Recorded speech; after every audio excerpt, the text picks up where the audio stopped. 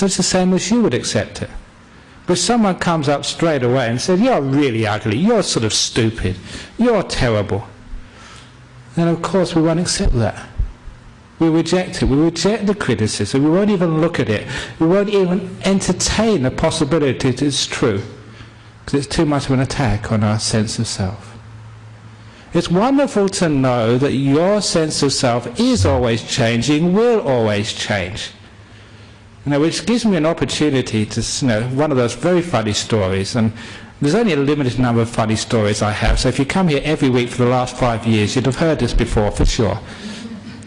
But please don't criticize me for that. And that's that wonderful occasion when I think it was Oscar Wilde. He came out of a club in London one night, totally drunk. And it was this Victorian woman, or early Edwardian aged woman, passed him by and looked at him, just staggering out of the club into the London street, and said, "Sir, you're drunk." And his reply was, "Madam, you're ugly." But then, he's a very smart man. He said, "The difference between us is in the morning I will be sober." A very clever put down.